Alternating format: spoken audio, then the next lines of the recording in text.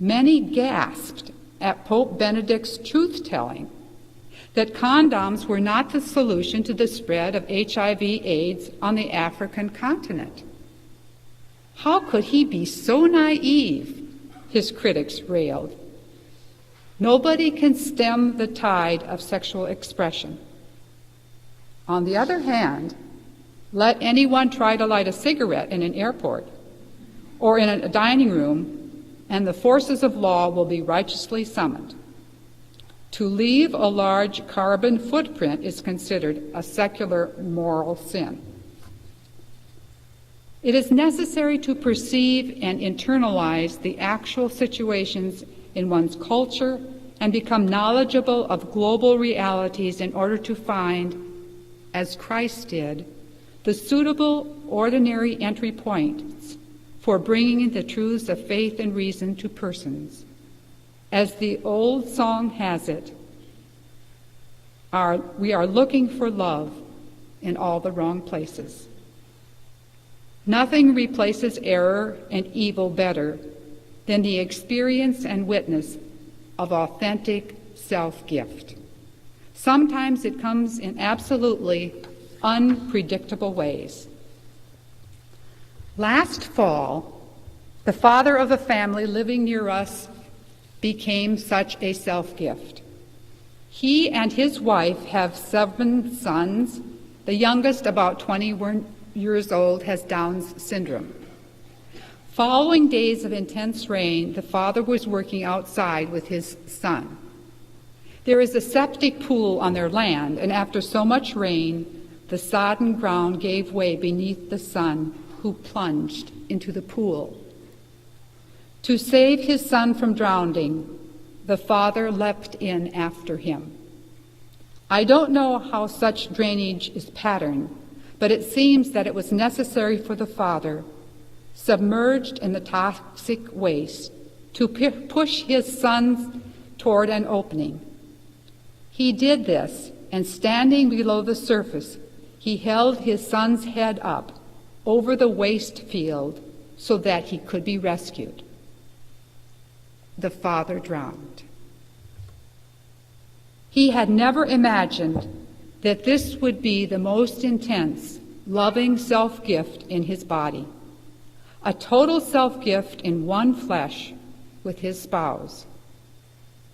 It was not beautiful as we usually think of beauty, but it was that bridegroom's definitive spousal act, the climax of all spousal moments he had known with his wife and their children, whose bodies they carried, she for 9 months in her womb, he in his dying arms.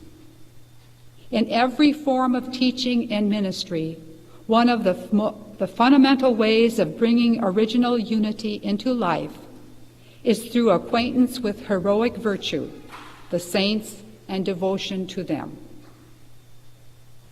Original nakedness. If original solitude particularly concerns thought, and original unity refers to human deeds, original nakedness involves words, body language.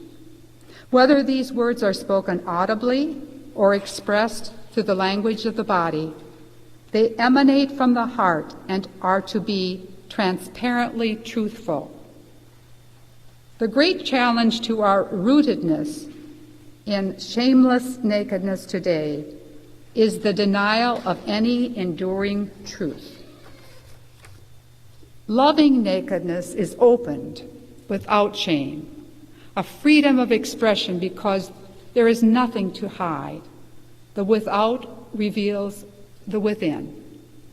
As Arthur Vogel writes, and I quote, "Words are extensions of the body. They are meaning in matter, a location of presence, embodied presence. Meaning is in words as we are in our bodies, and it is only because we are in our bodies that we can be in our words, or, as it is usually put, mean what we say." End of quote. The human body is created upright, prepared for face-to-face, eye-to-eye encounter. Like the other originals, nakedness requires a real body person. The gift of vision, of seeing truthfully, applies especially here. A seeing and being seen for the truth of another's being. In love, nakedness without shame is spoken in a bodily transparency that reveals the inner heart. The gift of highest union with divine persons in eternal life is expressed as a seeing face to face. Just as the gaming down of life is a great challenge to original solitude, and non-containment and incapacity for original unity, untruthfulness is the foil for our rootedness in original nakedness. Lies told in spoken words or through untruthful language of the body. Humani Vitae speaks so eloquently here, and Pope John Paul II told us that this prophetic work of Pope Paul VI impelled him to formulate a theology of the body. When I made a retreat at a Christian center in the foothills of the Canadian Rocky Mountains, there was placed on the door of my room a wonderful saying based on John 8:32. It read, "The truth will make you free, but at first it will make you miserable." Genesis, Christ, and Pope John Paul II all stress the integrity among inner truthfulness, corresponding outer action, and the significance of vision, seeing, looking. Before original sin, Adam cried out in joyful wonder at seeing Eve. Christ points out the devastation of looking upon another from an adulterous heart.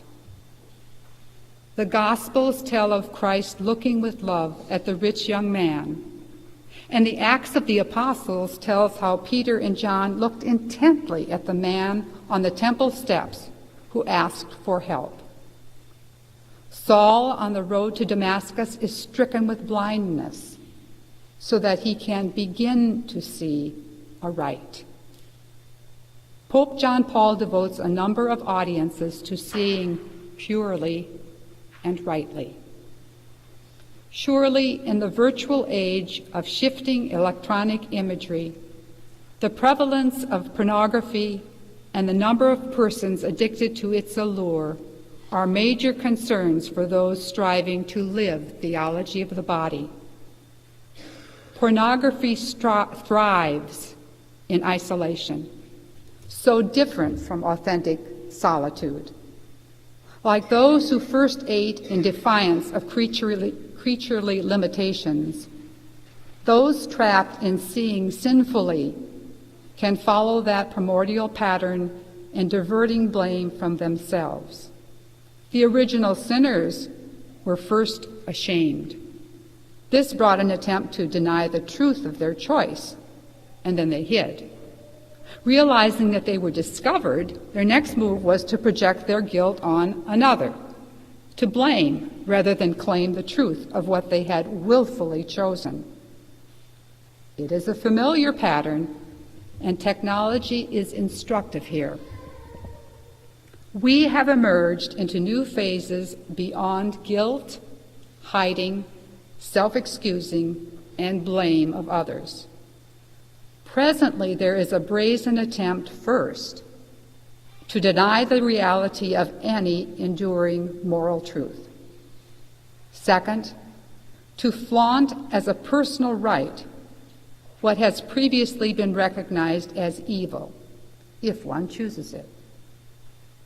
Third, to ensure rejection of any barrier to self-choice through legal dictates. Fourth, to silence and punish those who would contest a universal right to legalized, absolute self-determination. We are indeed at a cultural crossing, And it is important to know how the arrow designates our present situation. You are here. T.S. Eliot, in his remarkable 4 quartets, poetically paraphrased St. John of the Cross. And in closing, I quote only a few lines.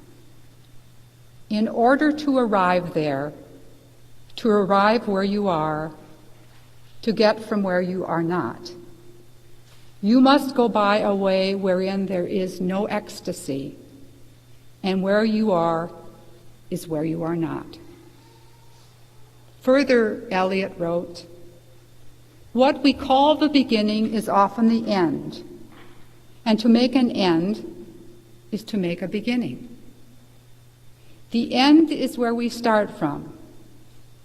We shall not cease from exploration, and the end of all our exploring will be to arrive where we started and know the place for the first time. Thank you.